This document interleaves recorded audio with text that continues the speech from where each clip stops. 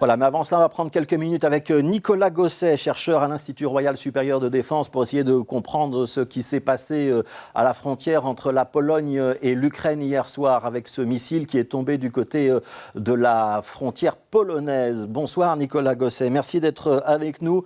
On est passé tout près d'une aggravation du conflit, mais on n'est pas décidé à ce que ce soit réellement le cas. Est-ce que c'est un bon résumé de la situation ? Écoutez, je pense qu'il ne s'agit pas d'une volonté, que ce soit le cas ou pas, de maquiller quelque chose. Il y a eu une nuit très agitée où effectivement il y a un missile qui s'est abattu sur le territoire polonais, donc le territoire de l'OTAN, un fait potentiellement très grave, de nature à avoir des implications militaires importantes. Donc il y a eu un moment de temporisation des chefs d'État et de gouvernement de l'Alliance pour essayer de comprendre exactement ce qui s'était passé.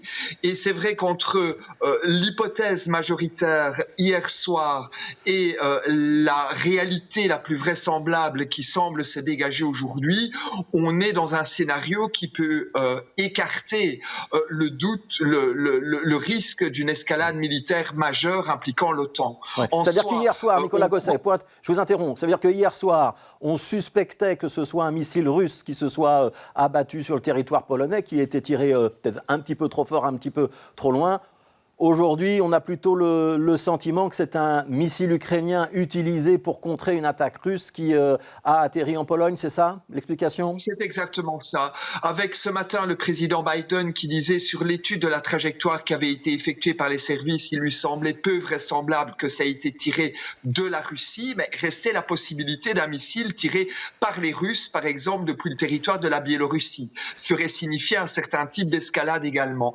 Visiblement, aujourd'hui, des déclarations qui sont faites, y compris par la ministre de la Défense belge, ça n'est pas du tout le scénario qui est considéré comme vraisemblable, et plutôt un accident, en fait un tir de batterie de défense antiaérienne ukrainien ayant abattu un missile russe et l'ayant fait sortir du champ. Parce que ce que cet événement tend à faire oublier, c'est qu'en Ukraine, il y a depuis avant-hier l'une des plus grandes campagnes de frappe aérienne depuis le début de la guerre.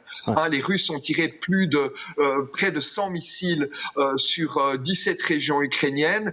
Donc effectivement, c'est un accident qui s'inscrit dans ce cadre, visiblement. Après, il faut attendre véritablement que l'enquête est pleinement aboutie, mais il semblerait qu'à partir du moment où les Polonais eux-mêmes semblent appuyer cette hypothèse, on peut la considérer comme la plus vraisemblable. Oui. Alors on va voir une carte, comme ça on va tous bien visualiser précisément où les choses se sont passées. C'est dans la ville ou dans le village de Przewodów, c'est donc en Pologne. On est vraiment tout près de la frontière. On n'est pas très loin de Lviv. On peut imaginer que c'est la défense de la site d'Lviv qui a abouti à ce tir de missile. C'est probable, oui, on est à 70 km de Lviv, la ville a été intensément bombardée, à un moment donné le métro a même été mis à l'arrêt, donc les Russes ont rapidement réagi en disant « ça n'est pas un missile russe parce que nous n'avons pas ciblé d'objets ou de sites situés à moins de 35 km de la frontière ».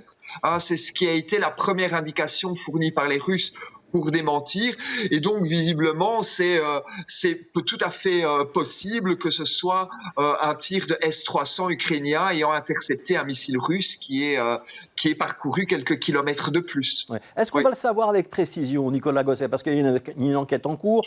Théoriquement, les missiles, ils ont un numéro d'identification. D'ailleurs, les Ukrainiens demandent à être associés à l'enquête parce que eux, ils veulent aussi en avoir le cœur net et ils défendent évidemment une autre thèse. Ils estiment que c'est un missile russe qui a été tiré. Ça veut dire que dans les prochaines heures, prochains jours, on va avoir avec certitude un récit sur ces événements ?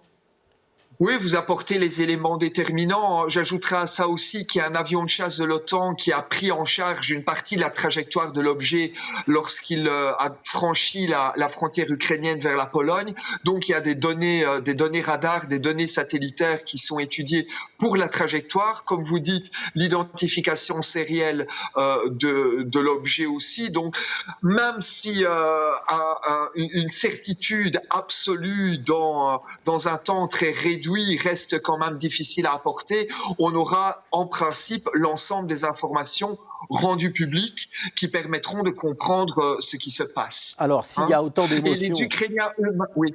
Oui, s'il y a autant d'émotions et si on en parle dans cette émission ce soir, c'est parce que, évidemment, la Pologne fait partie de l'OTAN et qu'il y a le fameux article 5 de l'OTAN qui précise que quand un des membres de l'OTAN est agressé, les autres membres de l'Alliance, ça veut dire notamment la Belgique, sont amenés à lui porter secours et à répondre à l'agression. Ça veut dire que si ça avait été un missile russe, on était dans le cadre de cet article 5 et ça nous liait aux Polonais pour riposter ?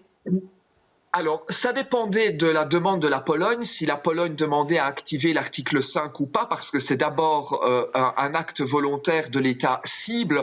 Ensuite, il y aurait eu malgré tout une discussion autour du caractère intentionnel ou pas de l'acte. Il est certain qu'un missile, même russe, arrivant par accident en Pologne, n'a pas les mêmes implications politico-militaires qu'une salve de missiles tirée volontairement vers le territoire polonais. Donc, il y aurait eu une discussion de cet ordre, et compte tenu des précédents historiques, même pendant la guerre froide, il est peu vraisemblable qu'on ait eu un déclenchement complet de l'article 5 par rapport à ce type d'incident.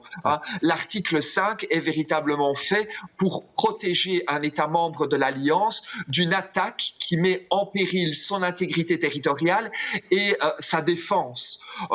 Un missile, malheureusement pour les victimes, qui tombe par accident de l'autre côté de la frontière, il y a matière à discuter autour des incidences géopolitiques et politico-militaires globales de ce type d'incident. Ouais. Donc on est plutôt en train de calmer le jeu, aujourd'hui, en tout cas dans les déclarations. Oui, véritablement. Mais pas calmer le jeu par volonté politique. Calmer le jeu parce que les faits et ce qu'on en sait impliquent effectivement de ne pas s'avancer de manière cavalière dans une logique d'escalade. Le conflit est déjà suffisamment escaladé, suffisamment problématique et purulent comme ça pour ne pas encore aller y rajouter une couche supplémentaire.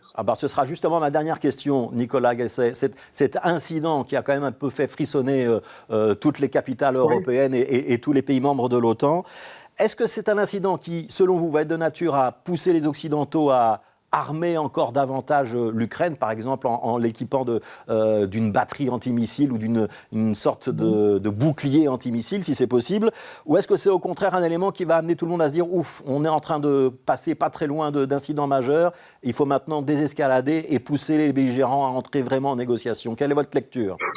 Oui, mais l'hypothèse de la désescalade, en fait, c'est pas quelque chose qui va se décréter. Sur le terrain, on est toujours dans une logique d'escalade militaire par le fait même des frappes russes sur l'ensemble du territoire. Donc, la désescalade, elle doit d'abord être amorcée par la partie qui agresse.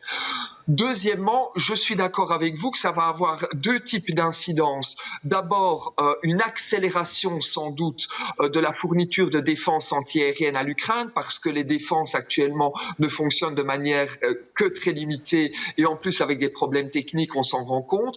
Donc un soutien en termes de renforcement des défenses antiaériennes, pas des capacités offensives nécessairement. Ça, c'est acté, mais il faut véritablement l'accélérer. Et puis, ce qui va probablement se passer, c'est une demande des Baltes, des Polonais notamment, pour avoir un renforcement à leurs frontières avec l'Ukraine et la Biélorussie de ce même type de défense antiaérienne, pour éviter que des incidents de ce type, qu'ils soient accidentels, mais a fortiori encore plus s'ils devaient être intentionnels, puissent être évités. Merci beaucoup Nicolas Gosset, merci pour vos explications. Je rappelle, vous êtes chercheur à l'Institut Royal Supérieur de Défense. Merci à vous.